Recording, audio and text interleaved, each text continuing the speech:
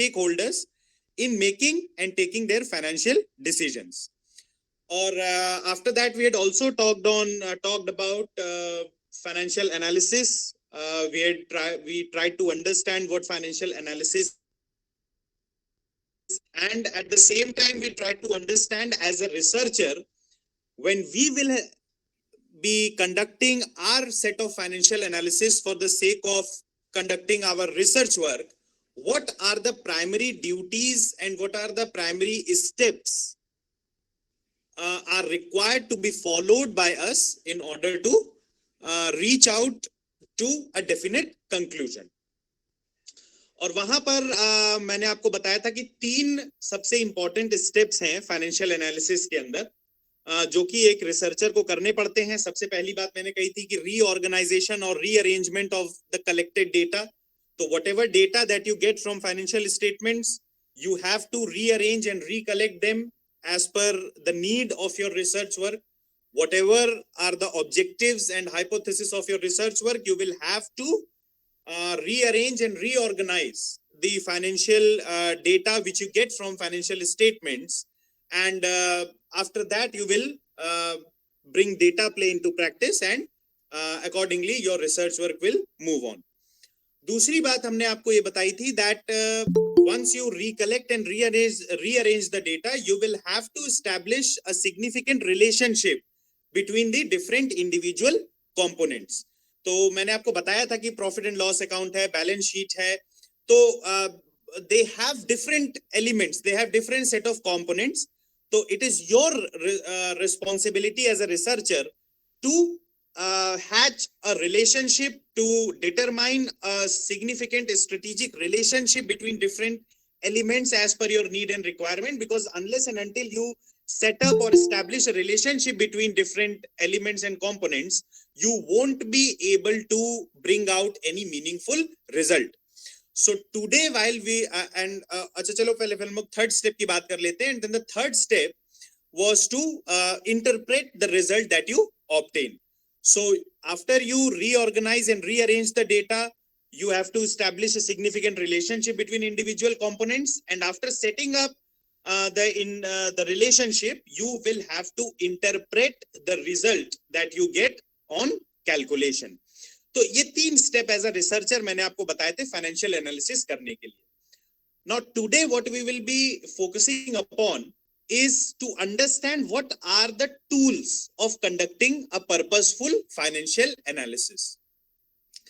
So all of you, as I've already spoken in our previous lectures, in our previous sessions also, that all of you are very much aware of what are the practical tools of conducting a financial analysis. You are very much aware of many technical terms such as ratio analysis, preparation of cash flow statement, fund flow statement, and all these kinds of stuff, trend analysis, common size statement, comparative analysis. You are aware of everything.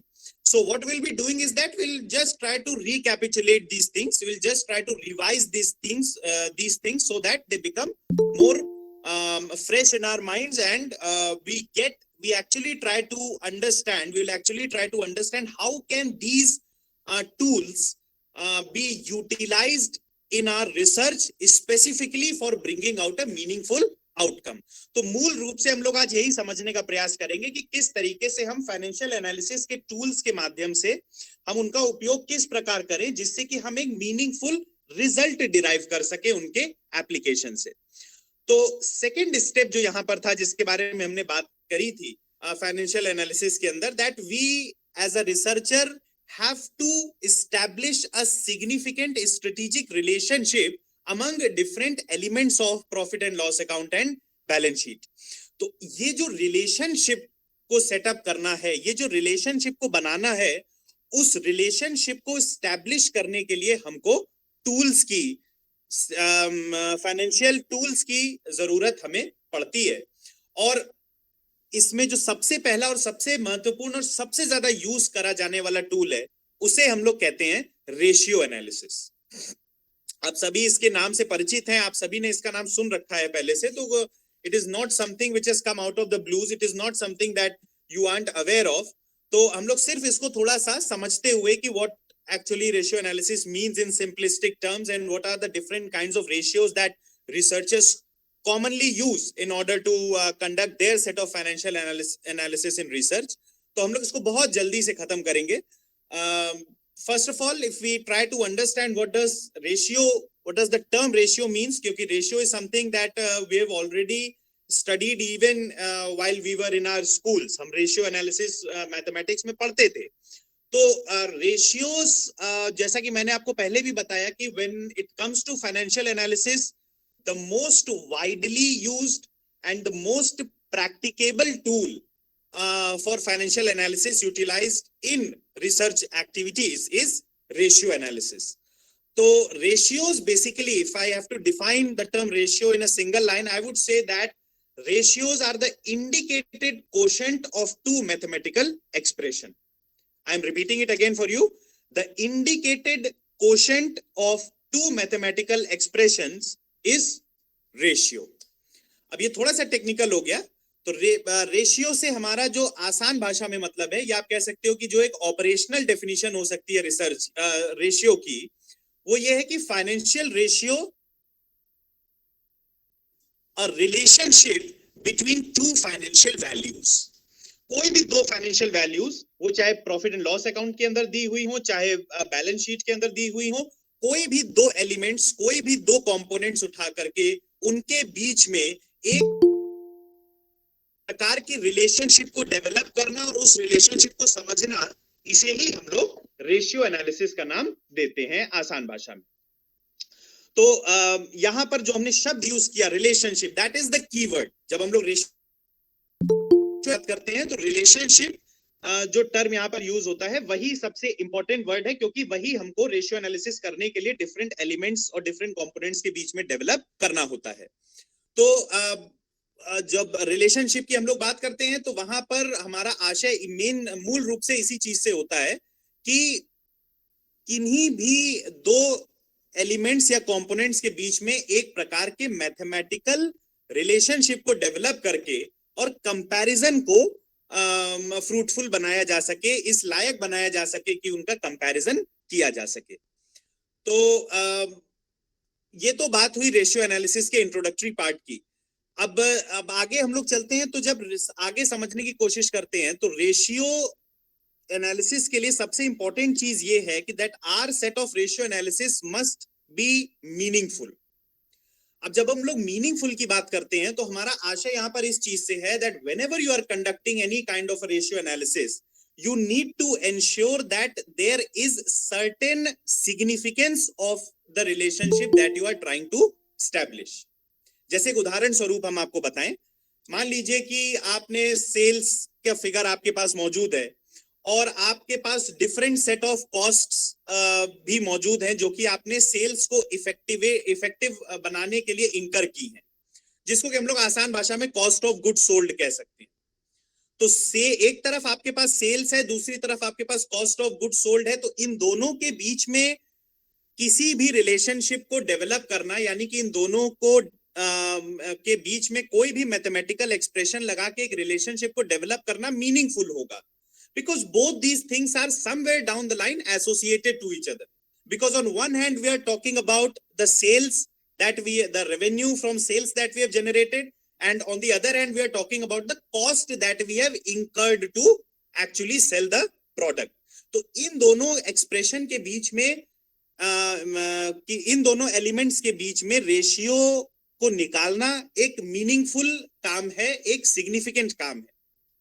तो ये काम हम कर सकते हैं. लेकिन दूसरी तरफ अगर हम लोग देखें, मान लीजिए एक और एग्जांपल हम लेते हैं कि एक तरफ हम ले लें कि उदाहरण स्वरूप कि हमने ले लिया फ्रेट. वो फ्रेट का चार्ज जो हमने इंकर किया, माल की ढुलाई जिसको हम लोग कहते हैं आसान भाषा में, एक एलिमेंट हमने ये उठा लिया प्रॉफिट एंड लॉस अकाउंट से, और दूसरा एलिमेंट हमने मान लेते हैं बैलेंस शीट से उठा लिया, for example short term investments. तो अब शॉर्ट टर्म इन्वेस्टमेंट और फ्रेट जो हमने इंकर किया, इन दोनों के बीच में अगर आप देखें तो कोई सिग्निफिकेंट रिलेशनशिप नहीं हो सकती, because both these things are completely unrelated to each other.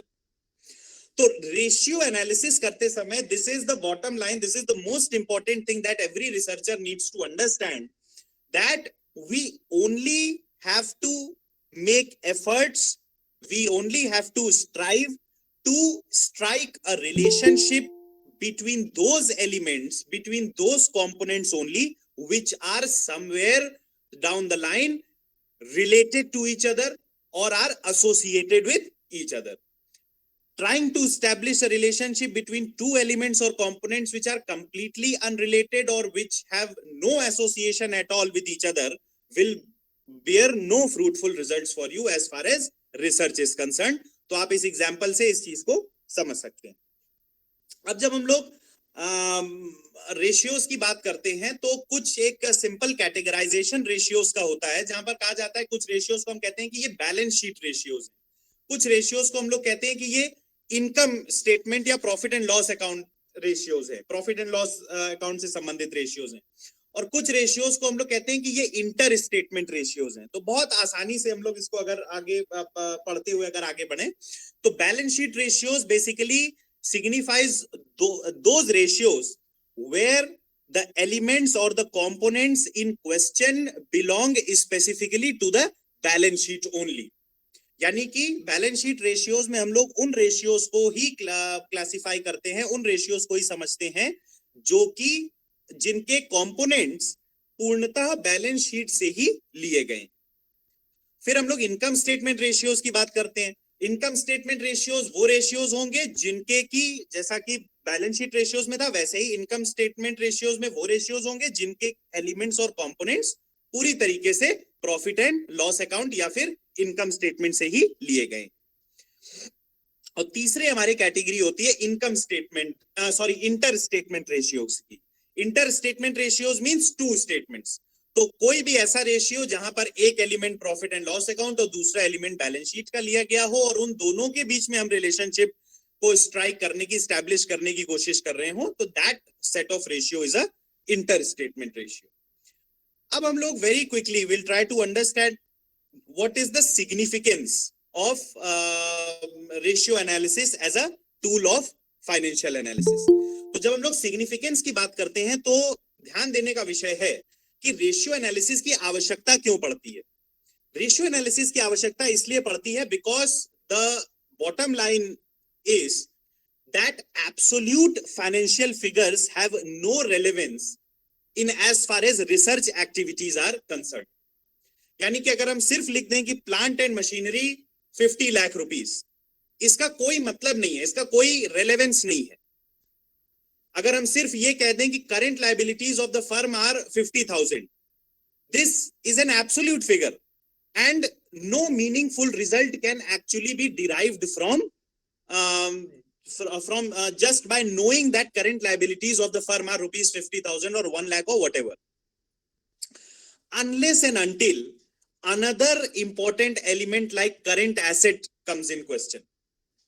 Current liabilities 50,000 हमारे पास दी हुई है, अगर हम इसी के साथ current assets for example 1 lakh को अगर हम ले आते हैं और इन दोनों एलिमेंट्स के बीच में एक रिलेशनशिप को स्ट्राइक करने की, इन दोनों एलिमेंट्स के बीच में अगर हम एक रिलेशनशिप को डेवलप करने का प्रयास करते हैं तो that becomes through this we'll not only be able to strike a relationship but at the same time we will be able to develop and derive some kind of a meaningful result. तो जब हम देखते हैं कि current assets 1 lakh rupees है, current liabilities 50 lakh rupees है, तो हम इन दोनों के को डिवीजन करके हम ये निकालने में अपने आप को सक्षम पाते हैं that the current ratio of the firm is 1 lakh divided by 50,000, that is 2:1.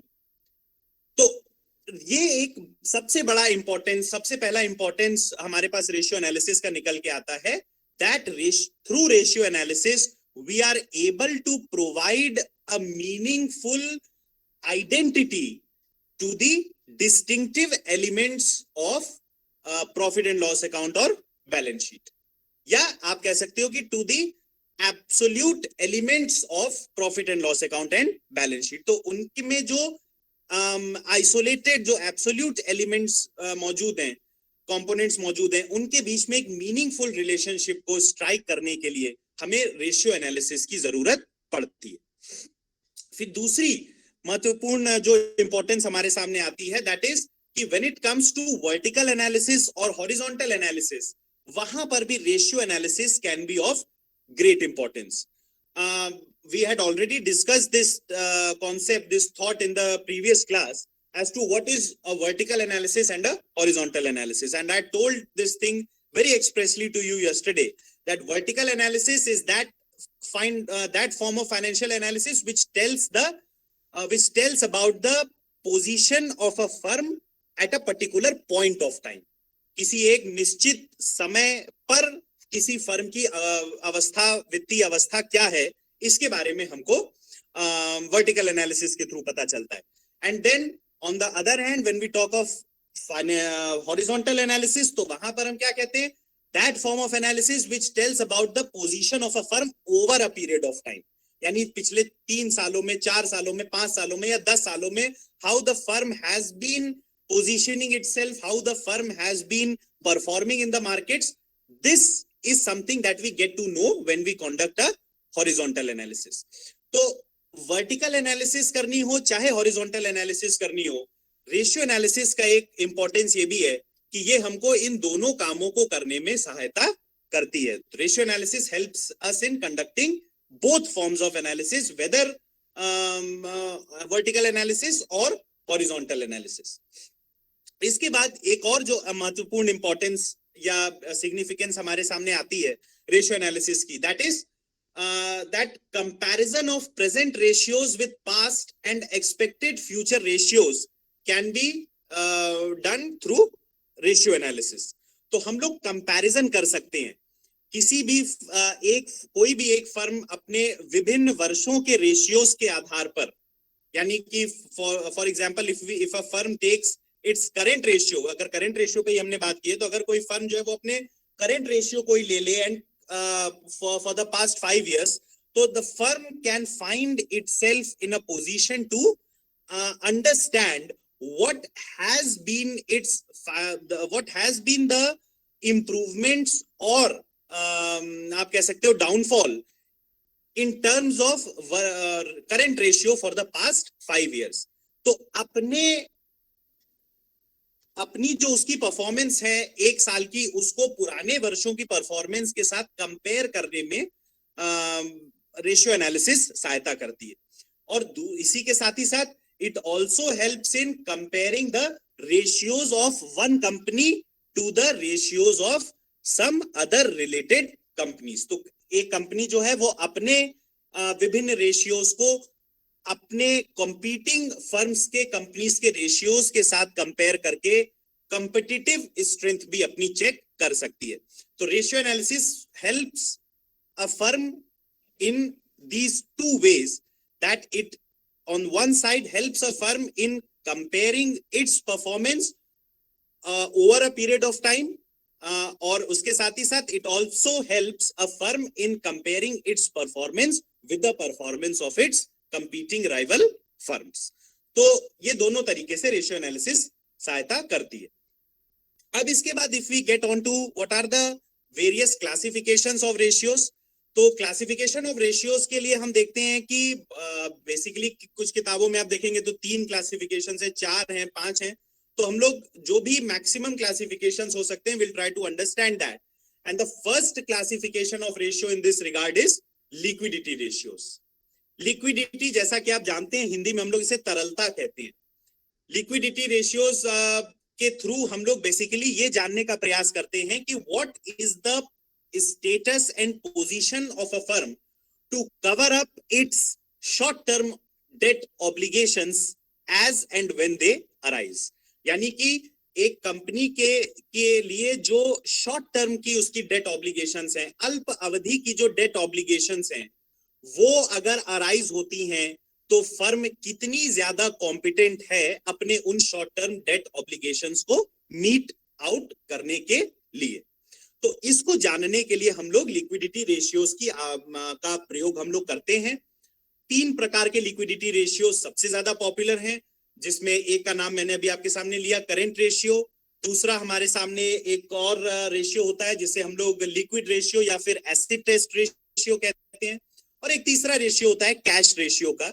और with varying degrees all these 3 ratios try to और make an effort for us to understand that what is the relative capability of a firm to pay off its short-term debt service obligations as and when they arise. तो इसमें हम लोग जब पहले ratio की बात करते हैं, that is the most popular ratio, जिसे कि हम लोग कहते हैं करंट रेशियो. तो करंट रेशियो बहुत आसान सा फॉर्मूला होता है, हम सभी जानते हैं, current assets divided by current liabilities.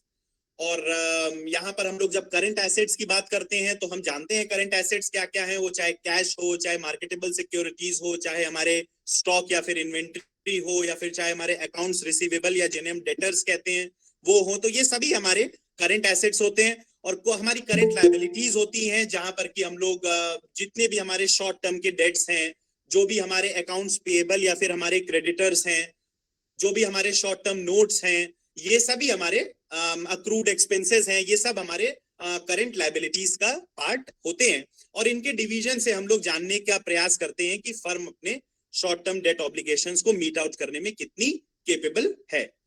और जो एक नॉर्म भी है जिसके बारे में हम लोग चर्चा करेंगे अभी, जिसके बारे में कहा जाता है दैट द आइडियल, वैसे तो आइडियल कुछ भी नहीं होता है, लेकिन एक आइडियल करंट रेशियो हमारे यहाँ माना जाता है 2:1 का.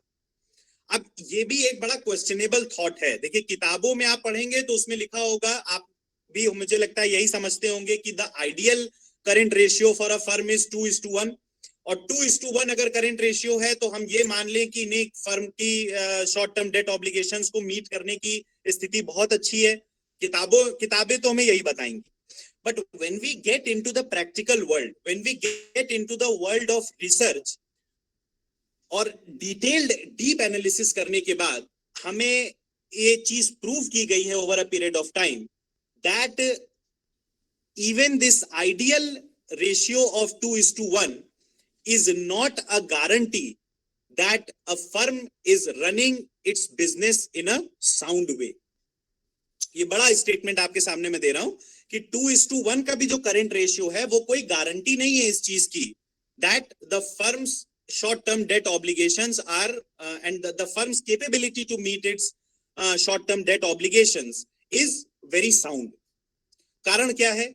एक उदाहरण आपके सामने हम इसके लिए लेते हैं कि मान लीजिए कि किसी फर्म का जो मैंने उदाहरण लिया था that its current assets are 1 lakh rupees, its current liabilities are 50,000 rupees, and when we find out the current ratio it comes 2:1. और हमें लगता है कि नहीं, बहुत बढ़िया है सब. But there is a try to understand this scenario also, that there is a huge possibility that a large portion of the current assets जिनके अंदर हमारी फॉर एग्जांपल अकाउंट्स रिसीवेबल हैं या जो डेटर्स हैं, there is a huge possibility that a large portion of these current of these accounts receivable और debtors may turn into bad debts in future. हो सकता है बहुत बड़ा अमाउंट जो है वो हमारे जो डेटर्स का है, हम हो सकता है कि फ्यूचर में वो टर्न अप ही ना हो पेमेंट के लिए. तो अभी तो फिलहाल इसकी बहुत बड़ी पॉसिबिलिटी हो सकती है. ये चीज किसी बैलेंस शीट में लिखी नहीं होगी.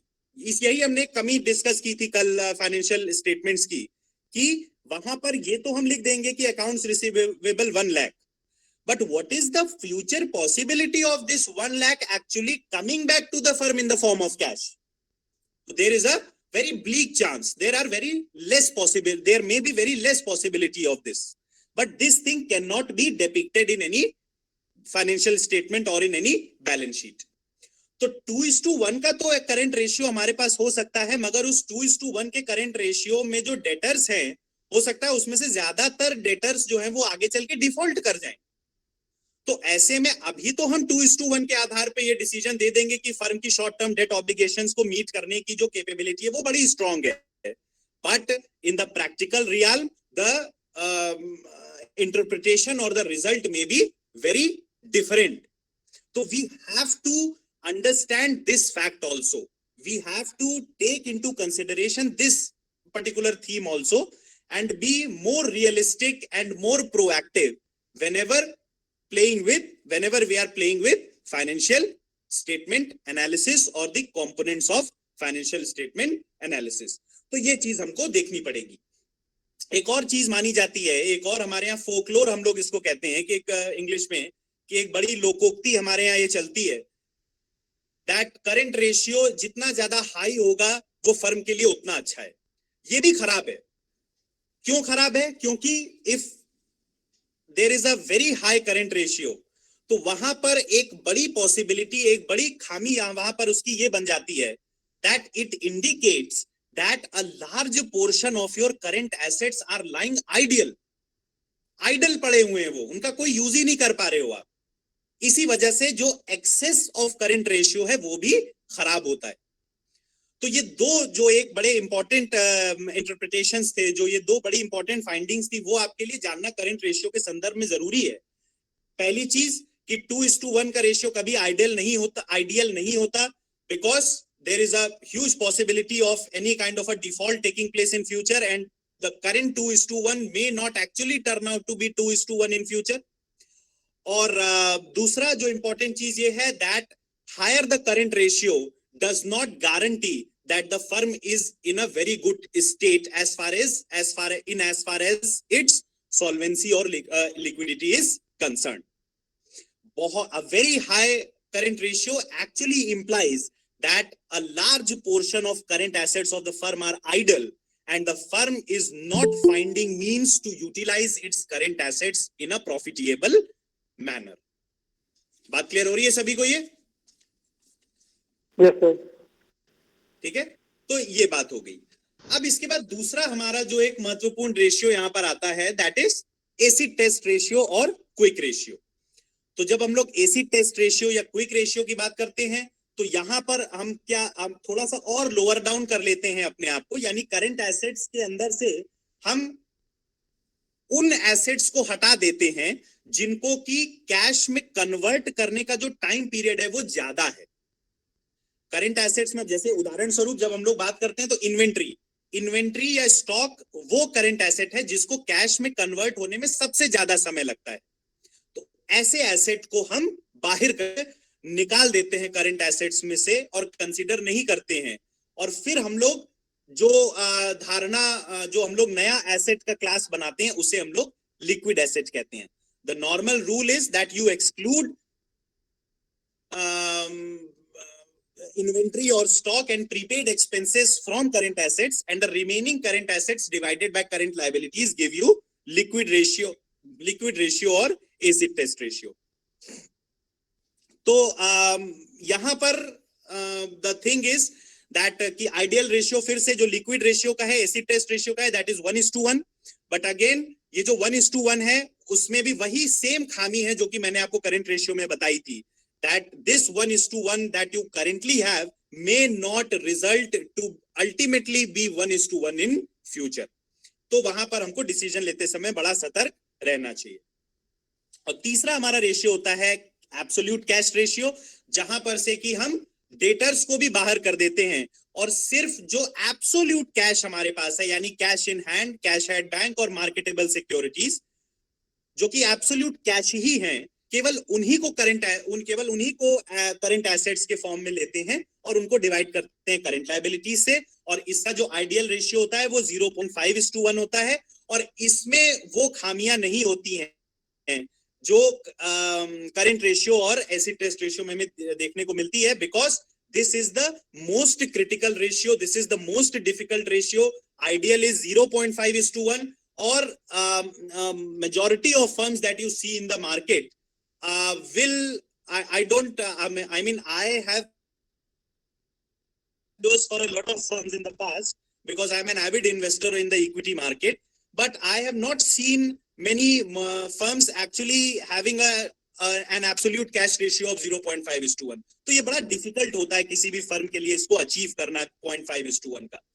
तो ये तीन प्रकार के रेशियोज जो हैं they actually are used as a measure of liquidity, as a measure of checking the liquidity of any firm or a company. इसके बाद हमारे पास जो सेकंड ब्रॉड कैटेगरी आती है रेशियोज की, उन्हें हम कहते हैं लीवरेज रेशियोज। आसान भाषा में फाइनेंस की दुनिया में लीवरेज शब्द जब हम लोग प्रयोग करते हैं तो अब आगे चलेंगे तो जब लीवरेज एनालिसिस अगर होगा सिलेबस के अंदर तो वहां हम लोग डिटेल में भी पढ़ेंगे इसको। बट लीवरेज का आसान भाषा में फाइनेंस में मतलब होता है डेट। को ही दूसरे शब्दों में, या डेट का ही आशय दूसरे शब्दों में लीवरेज के नाम से हम लोग फाइनेंस की दुनिया में जानते हैं।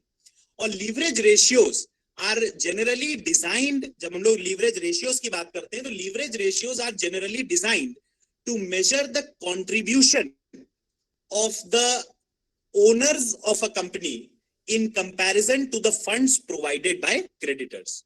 So what we actually do while computing leverage ratios is that we try to analyze the contribution of the owners of the company, that is equity shareholders, with the contribution of the debt that company has taken in order to sustain its operation.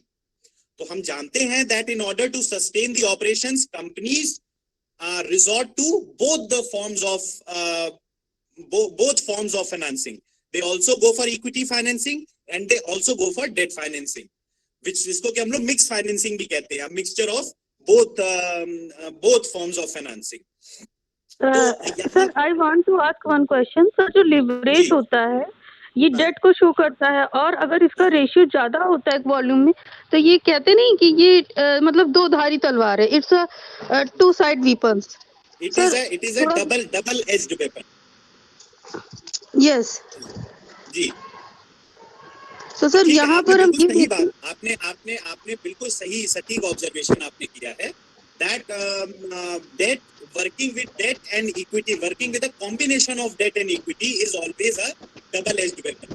माना ये जाता है that ये audio आप बंद कर लीजिए अपना, कुछ से ट्रैफिक हो रहा है. माना ये जाता है that बहुत सारे फर्म्स इस धारणा में बिलीव करते हैं that working with equity can be good, that working with equity can be a good option.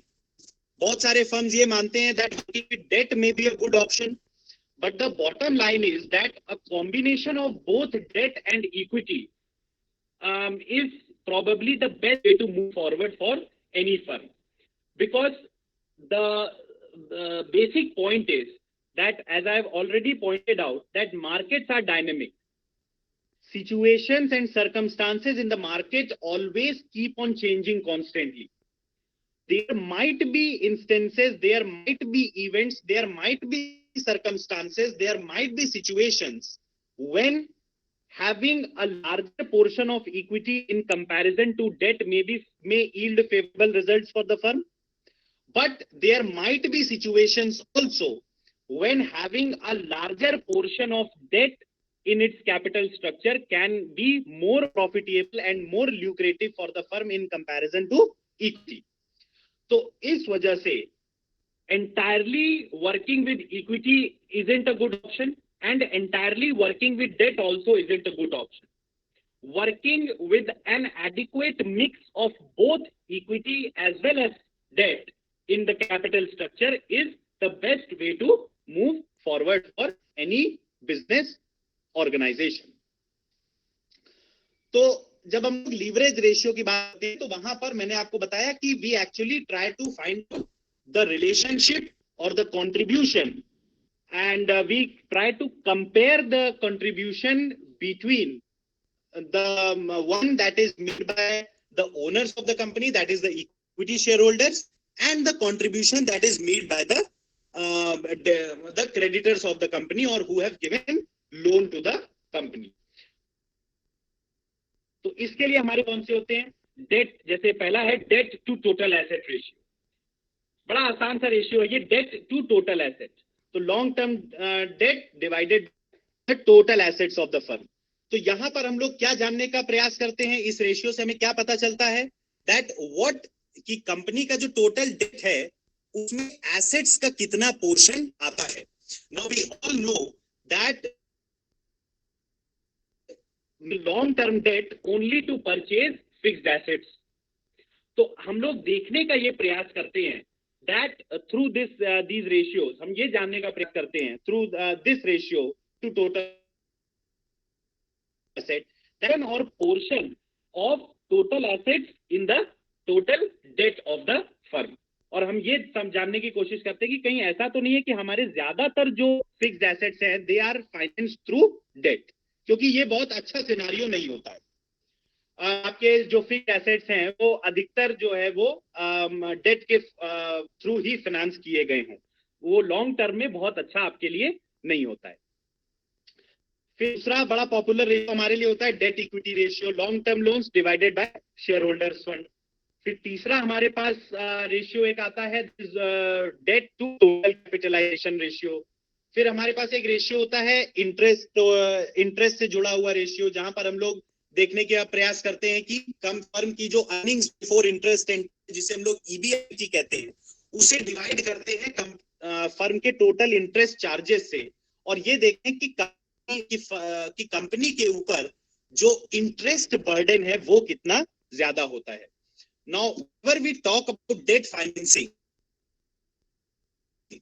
and the most critical element we have to pay attention is the interest charge.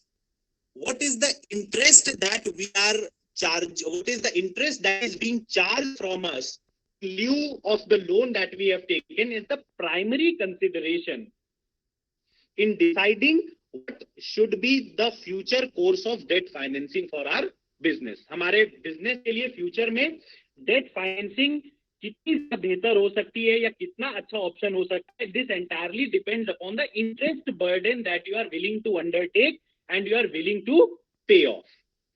तो interest के burden को भी समझने के लिए हमारे पास बहुत सारे इंटरेस्ट टाइम्स इंटरेस्ट रेशियोज हमारे पास होते हैं। इसके बाद जो नेक्स्ट कैटेगरी हमारे पास रेशियोज की होती है, that are activity ratios. Activity ratios actually reflect how efficiently the company is managing its overall resources. The activity ratios express relationship between the level of sales and the investment in various asset classes. तो यहां पर हमारे पास जैसे inventories हो गए, receivables हो गए, fixed assets हो गए, ये सारे रेशियोज, ये सारे कंपोनेंट्स और एलिमेंट्स के थ्रू हम लोग एक्टिविटी रेशियोज को डालते हैं। जैसे कि आप मैं नाम लूं inventory turnover ratio. Inventory turnover ratio जिसका जो सबसे पॉपुलर एक्टिविटी या टर्नओवर रेशियो है, जिसके बारे में हम लोग कहते हैं इन्वेंट्री टर्नओवर रेशियो का फॉर्मूला कहते हैं cost of goods sold divided by average inventory. तो यहां पर हम लोग ये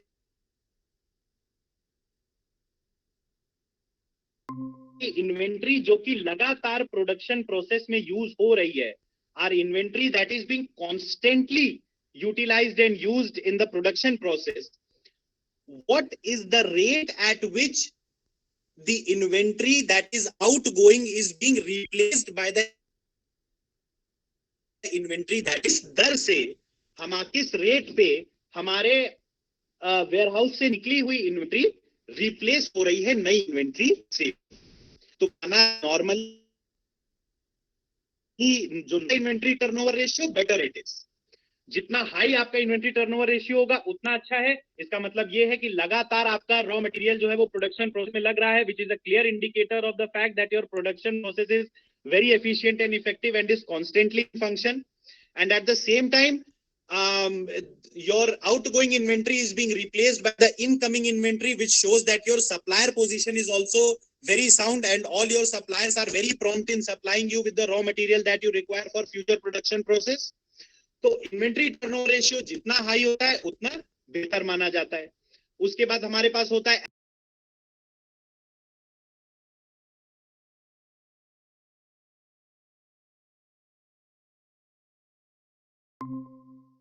by number of days in an year।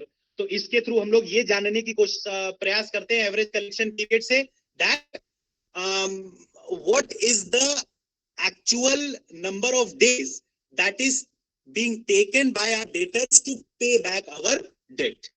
Jin debtors को हमने कर्जा दे रखा है वो नॉर्मली कितना समय ले रहे हैं डेट को, अपने डेट के अमाउंट को हमें वापस करने में।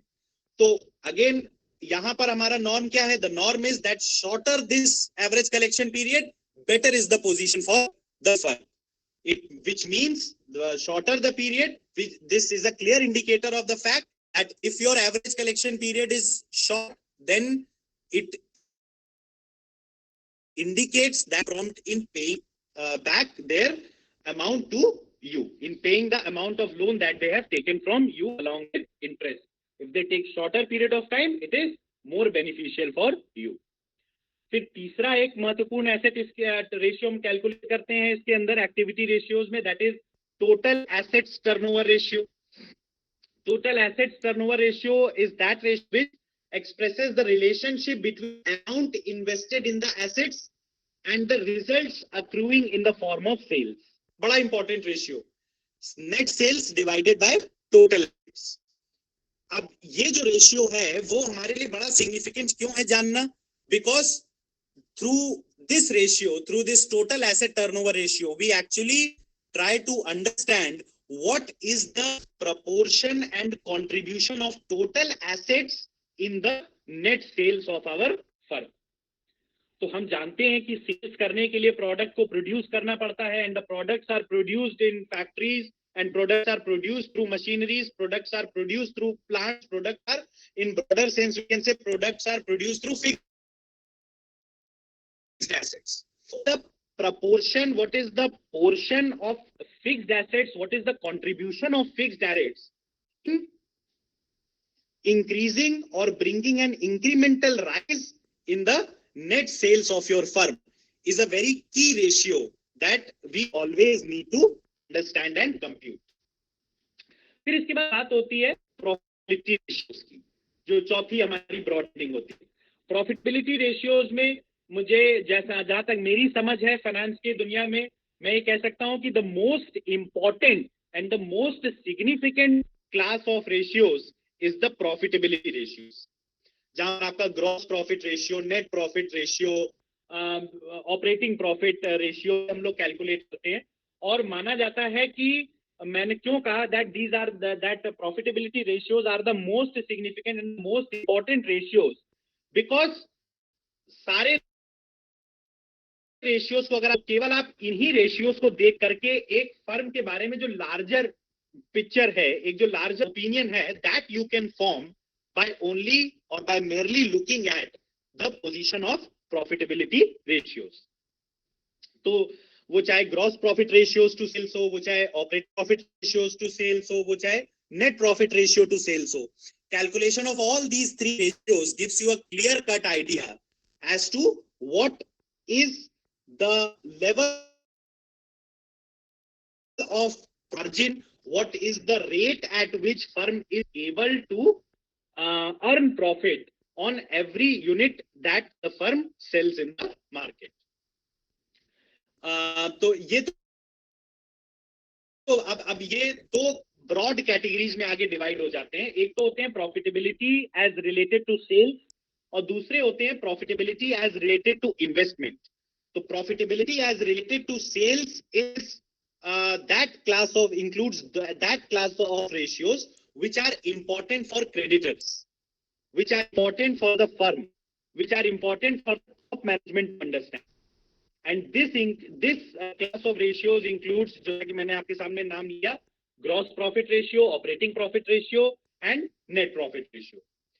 The second broad category, that is profitability as related to investment, includes those ratios which every investor needs to look at before investing his funds in the equity shares of that company.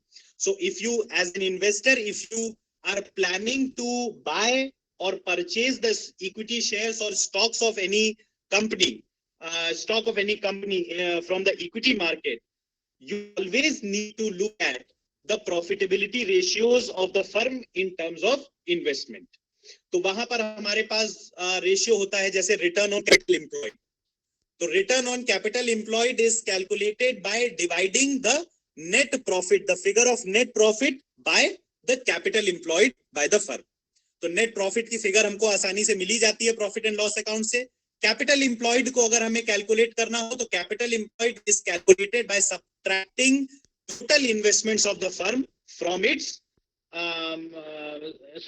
we'll get this subtracting current liabilities of the firm from its total investments. So when you subtract the current liabilities of the firm from its total assets or total investments, we get firm. तो ये जो return on capital employed है, that is a prime metric for every investor to actually understand what is the level of efficiency and what is the level of profitability of the firm. So that is a main consideration for every investor to invest in the equity shares of any company. फिर हमारे पास होता है return on net worth. शब्द है finance की दुनिया में, मेरे ख्याल में आप में से बहुत सारे लोग जानते भी होंगे इसके बारे में। तो जो रिटर्न ऑन नेट वर्थ है, it is that ratio which is obtained by dividing profits before tax यानी कि EBIT by the net worth of a company. तो ये जो रेशियो है return on net worth, that is a measure of productivity of share holders fund. जो return on net worth ratio है, this gives you a clear indication on how a particular company or a firm is utilizing its shareholders fund, the amount that it has accumulated from its equity shareholders, how efficiently or how effectively the firm is utilizing that fund for its productive purposes। तो ये हमको इस ratio के through पता चलता है। और जो एक लास्ट कैटेगरी ऑफ रेशियो है जो कि पुस्तकों में जल्दी नहीं मिलती है, लेकिन हम आपकी जानकारी के लिए बता दे रहे हैं, दैट इज इन्वेस्टिबिलिटी रेशियोज। अभी तक हमने बात की लिक्विडिटी रेशियोज की, लीवरेज रेशियोज की, एक्टिविटी रेशियोज की, प्रॉफिटेबिलिटी रेशियोज की। एक लास्ट कैटेगरी इन्वेस्टिबिलिटी रेशियोज की। Investibility ratios basically is that class of ratios which includes only those set of ratios which, as I have already pointed out, which are important and for the purpose of investment। तो यहाँ पर जो सबसे ज्यादा use होने वाला जो कुछ रेशियोज हैं, जो सबसे इंपॉर्टेंट रेशियोज हैं, and I believe that even if you or anyone in acquaintance of you is investing in equity markets, तो आप लोग जरूर उन रेशियोज को देखते होंगे। The first is EPS। किसी को पता है इसका full form? Earning per share. Earning per share. ये कैलकुलेट करता है जितने हमारे शेयर्स होते हैं उनकी मतलब कैलकुलेशन में यूज होता है earning per share, number of share. नाम से ही पता चल रहा है कि हम जानते हैं that the share capital of any company or a firm is divided into innumerable number of shares। the share capital किसी भी कंपनी की जो शेयर कैपिटल है वो बहुत सारी संख्या में छोटे छोटे शेयर्स में डिवाइडेड होती है, और आने की कोशिश करते हैं कि प्रति शेयर आय कितनी है। जो कंपनी का जो ओवरऑल नेट प्रॉफिट है, जो ओवरऑल प्रॉफिट है, उसको हम एक शेयर की तुलना में जानने का प्रयास करते हैं। और इसको चलता है, एक इन्वेस्टर को यह पता चलता है कि कंपनी बेसिकली कितनी ज्यादा साउंड है। अब वही बात हो गई, फाइनेंशियली कितनी ज्यादा साउंड है। अब बात वही हो गई that when you look at the absolute figures of profit, maybe that absolute figures of profit अगर आप देखो, किसी भी फर्म का नेट प्रॉफिट देखो तो वो आपको, EBIT देखो तो वो आपको दिख सकता है, अर्निंग आफ्टर टैक्स EAT अगर आप देखो तो वो आपको दिख सकता है मे बी 10 लाख, 15 लाख, 25 लाख, और आपको लगे अरे ये तो बहुत बड़ा अमाउंट है। बट ये बहुत बड़ा अमाउंट को जब आप डिवाइड करते हो with the number of outstanding shares or the number equity shares that you have issued in the market, तो आपको पता चलता है कि एक शेयर पे प्रॉफिट कितना है। और एक शेयर पे जो प्रॉफिट होगा कंपनी का, वो जितना ज्यादा होगा वो कंपनी उतनी ज्यादा अच्छी मानी जाएगी। एब्सोल्यूट टर्म्स में अगर आप देखो तो आप देखोगे किसी कंपनी का प्रॉफिट जो है वो 25 करोड़ रुपए है, या आजकल तो 25 करोड़ बहुत छोटी चीज हो गई, 25,000 करोड़ है या 2500 करोड़ है, तो आपको लगेगा अरे कंपनी का तो बहुत ज्यादा प्रॉफिट है। Earning per share, you divide this 2500 crore, 2500 crore और 25,000 crore with the number of outstanding equity shares and you get the amount of profit on a single equity share, on one equity share। और ये profit आप एक ज्यादा बेहतर indicator है, एक ज्यादा बेहतर मैट्रिक है फॉर पॉइंटिंग आउट और for knowing what is the actual standing, what is the actual financial capability of a particular company.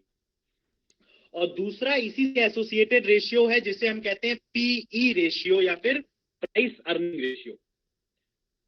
नाम में ही लिखा है, एक है प्राइस, दूसरा है अर्निंग। तो इसको कैलकुलेट करने के लिए हम कुछ नहीं करते, market price of share divided by earnings पर शेयर। अब ये एक नॉर्मल लॉ है जो हमारे इन्वेस्टर्स होते हैं, रिटेल इन्वेस्टर्स होते हैं, वो जब इक्विटी मार्केट में इन्वेस्ट करते हैं तो उसमें से बहुत सारे इन्वेस्टर्स मैंने देखा है वो ज्यादातर क्या करते हैं, कंपनी का पीई रेशियो देखते हैं और ये जानने की कोशिश करते हैं कि कंपनी का जो अर्निंग पर शेयर है या जो ईपीएस है वो कंपनी के मार्केट प्राइस में किस हद तक रिफ्लेक्ट हो रहा है। बात समझिएगा मेरी आप, बड़ा सिग्निफिकेंट, बहुत इंपॉर्टेंट रेशियो है। आगे चल के जब भी आप पीएचडी करेंगे तो रिसर्च करने के, फाइनेंस की दुनिया में जब आप रिसर्च करेंगे तो somewhere down the line you will be compelled to calculate PE ratio. Whenever you will be playing with the financial numbers of any firm, PE ratio is most significant ratio that you will have to calculate. और वहां पर हम ये देखते हैं that PE ratio एक ऐसा metric है, एक ऐसा इंपॉर्टेंट मेट्रिक है जो ये दिखाता है कि कंपनी की जो अर्निंग पर शेयर है वो कंपनी के जो मार्केट प्राइस है जो कि स्टॉक एक्सचेंज में दिख रहा है उसमें कितना ज्यादा रिफ्लेक्ट हो रहा है। और अगर हम ये उससे ये समझने का प्रयास करते हैं कि अगर किसी कंपनी का अर्निंग्स पर शेयर अच्छा है तो वो उस मार्केट प्राइस में रिफ्लेक्ट नहीं हो रहा है तो ऐसी ही कंपनी को ढूंढ करके हमें उसमें इन्वेस्ट करना चाहिए। तो यहाँ पर पीएचडी की क्लासेस तो हमारी चली रही हैं, बट इसके साथ साथ हम आपको कुछ फंडामेंटल एनालिसिस के through stock investment, share market में इन्वेस्ट करने की कुछ ट्रिक्स भी हम आपको बता रहे हैं। That the basic thought is, the basic metric is, the basic idea behind the calculation of price earning ratio is to understand what is the level of reflection of earnings per share in the market price of the company.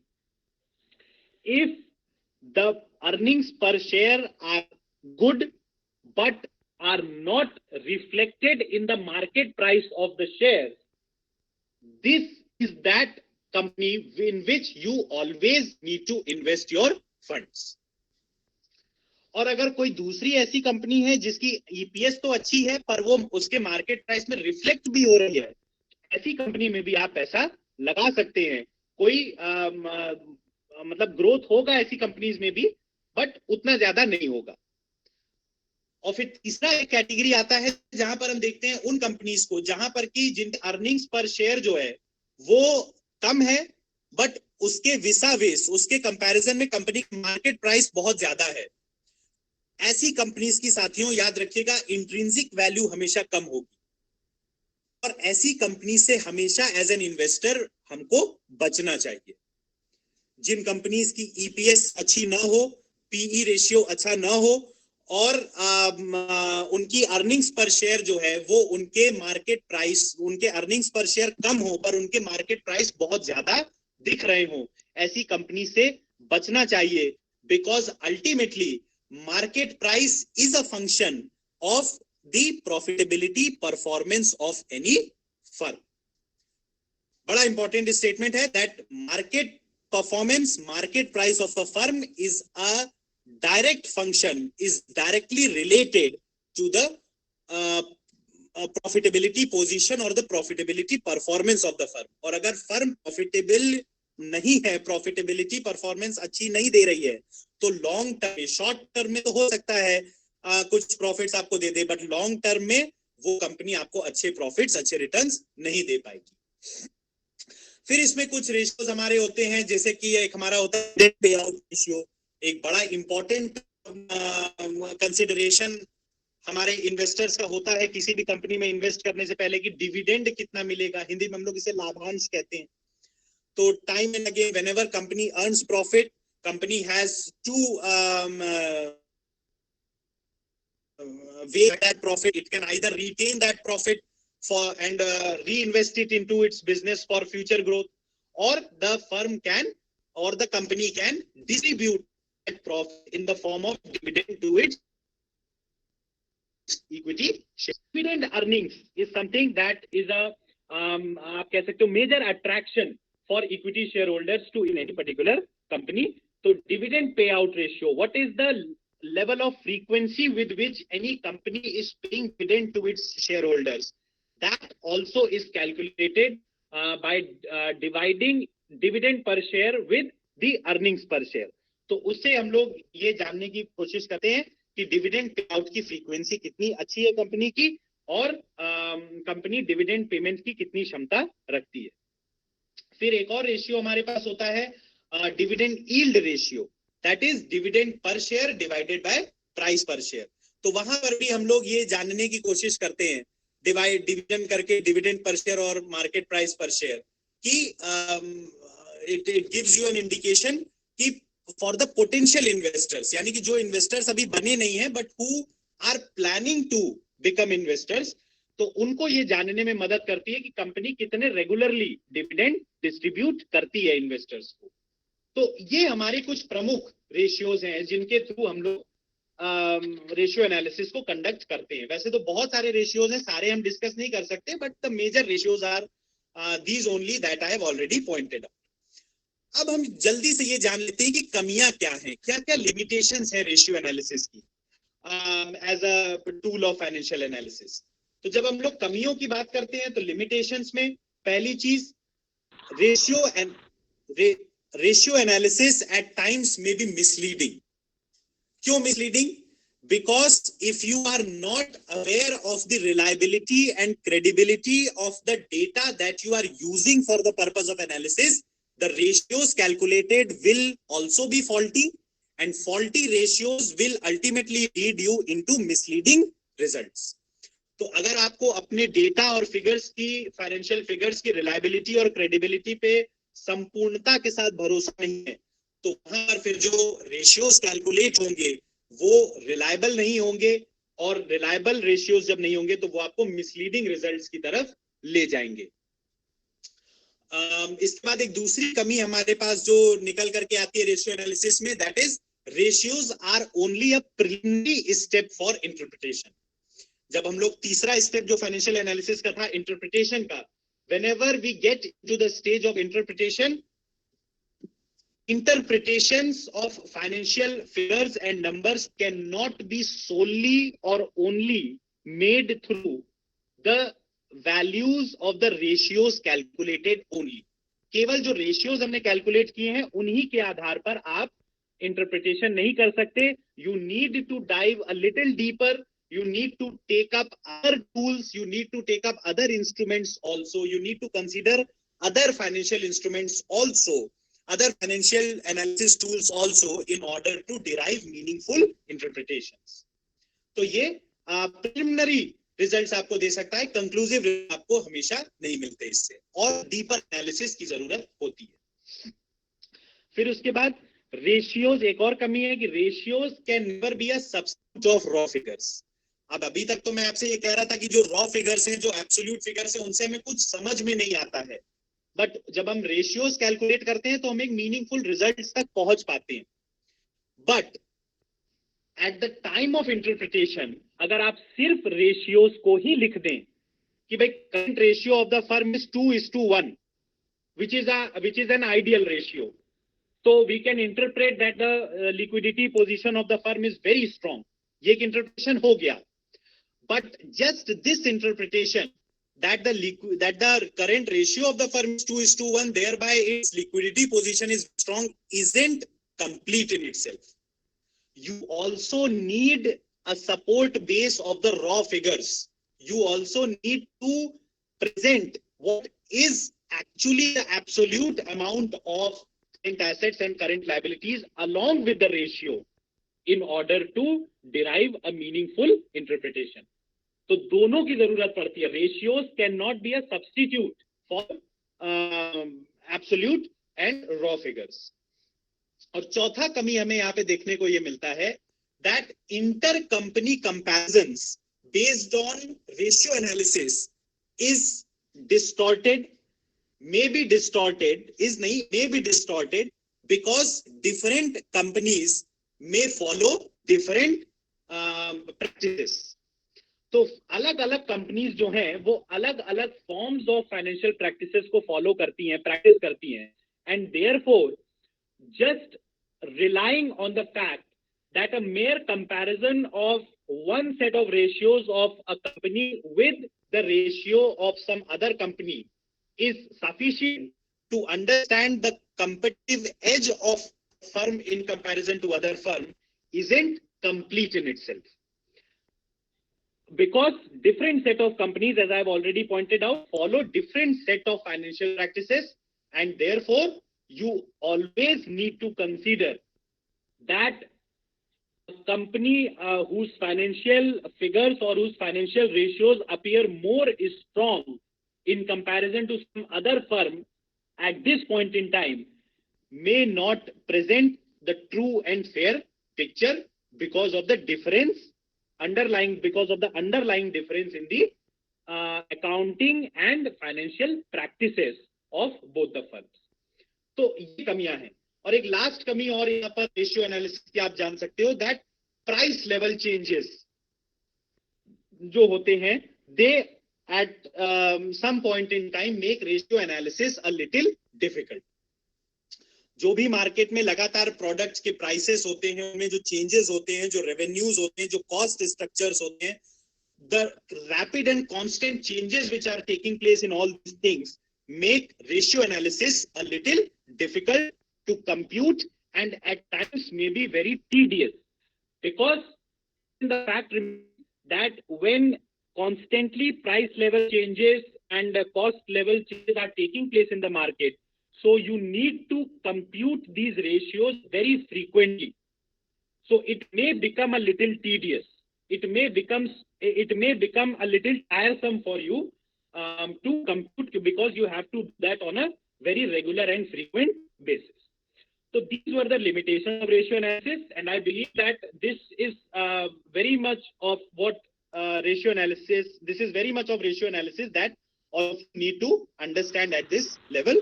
So we'll keep it up till here only today, and remaining tools and techniques we will be discussing in the future class. All right. Sir ये attendance आप mark कर रहे हैं अपनी तरफ से? नहीं, मैं नहीं कर रहा हूँ, तो किसी ने किया था ना, किसने कहा था कि मैं अटेंडेंस ले सर हाँ सर, मैं देखता हूँ, मैंने ही किया था, और जो है आज सर मैं भी दूसरी आईडी से ऐड हूँ सर, कोई इशू नहीं है. अगर आप नहीं कर रहे हैं तो हम करके सुदेश सर को डायरेक्ट फॉरवर्ड कर दे रहे हैं सारे. हाँ, कोई करके आप भेज दीजिए, because I have been asked only to take up the classes. I haven't been asked to take up your attendance thing. So any one of you can take the responsibility and proceed. Okay, no issue. I am taking, but let me give some time and don't leave this group. Okay, guys, I take. All right. Thank you. Thank you, sir. Don't leave, guys. Thank you, sir.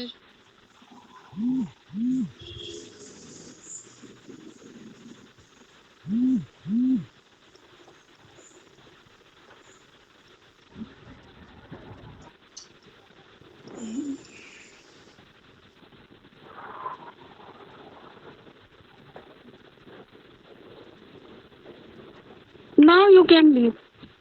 अब आप लोग जा सकते हैं. धन्यवाद.